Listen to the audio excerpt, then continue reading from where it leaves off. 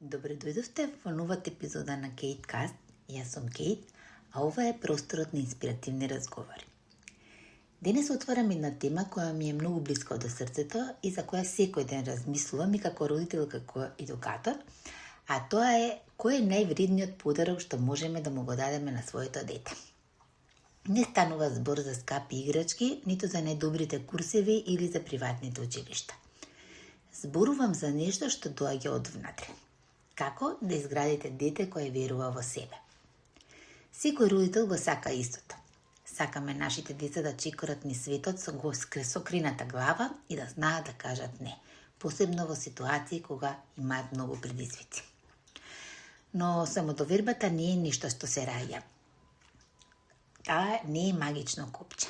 Самодовербата е мускул, а нормално тој мускул треба да се развива, а најдобар тренер за тоа сме токму ние, возрастните.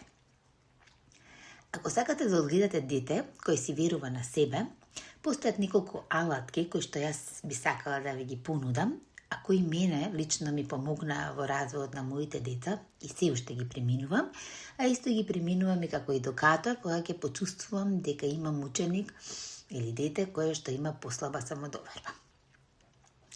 Првата алатка што најчесто ја преминувам го променувам начинот на кој ги пофалувам. Често паѓаме во замката да велиме браво, ти си најпаметен или ти си роден генијалец, иако тоа доаѓа од љубов.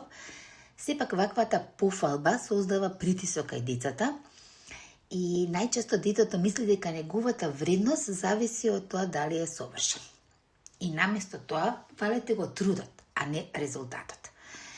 Например, кога ќе добие 5, немојте да му велите супер доби 5, ти си генијалец, пробајте да му кажете, гледав колку напорно вежбаше и се трудеше деновиве и горда сум на твојата упорност. Кога го фалиме процесот, всушност го учиме детето дека успехот доаѓа од работата и од тоа колку ќе се вложи во она што сака да го постигне. Друга алатка е да им дозволиме да сгрешат и да го преживеат. Знам колку боли кога вашето дете паѓа или кога губи во игра или како прави грешки. И нашата прва реакција како родители е да влеземе како спасувачи. Сакаме да ги спасиме и да не се мачат, всушност ние им го отежнуваме процесот. Им даваме порака со кој им искажуваме дека тие не се способни сами да го направат тоа. Затоа, кога следниот пат ќе направат грешка, не паничете. Грешките не се доказ дека тие не вредат. Тие се само доказ дека се обидуваат. Дозволете им да почувствуваат разочарување, да поплачат, да бидат лути на самите себе си. Но бидете тука да ги гушнете, а потоа прашајте ги како би можеле следниот пат това да го направат на поинаков начин.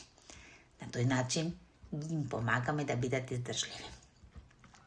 Следна алатка е да им дадеме одговорност и право на избор. Самодовербата доаѓа од чувството на компетентност. Но децата мора да почувствуваат дека нивниот глас е важен и дека нивните раце може да завршат работа. Затоа почесто вклучувајте ги во семејните обврски.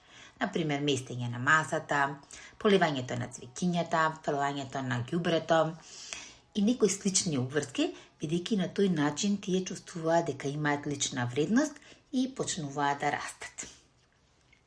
Внимавајте на вашиот внатрешен глас. Ова може и најважниот дел. Кога зборувате за себе пред вашите деца, дали постојано се критикувате пред огледалото? Дали велите, мене не ме бива за ништо кога ќе сгрешите во кујната или на работа? Ако тој внатрешен глас постојано си го повторувате, верувајте дека децата се како сунгери и тие не учат од она што им зборуваме, туку од она што го гледаат, што ние го правиме. Ако сакате детето кое си простува себе си и да си верува во своите способности, прво морате вие да покажете сочувство кон себе си, кон сопствената несовршеност. Да си кажете дека и вие грешите и дека нормално од грешките можеме да научиме некои лекции и да станеме подобри. Не мора да бидете совршени родители за да одгледате свекно самоуверено дете. Потребно е да бидете присутни и да ги поддржувате и да им бидете сигурно место од каде што тие ќе можат слободно да ги расшират крилјата.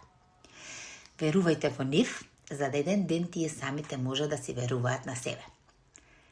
Ви благодарам што бевте со мене во оваа епизода на Кейткаст и доколку ви значеше оваа тема, споделете ја со некој родител на колку му е потребна ваква поддршка денес и секако не заборавајте да се претплатите на мојот YouTube канал за да ги слушате следните епизоди.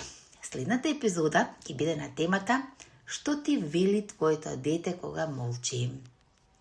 Бидете љубов затоа што сте љубов.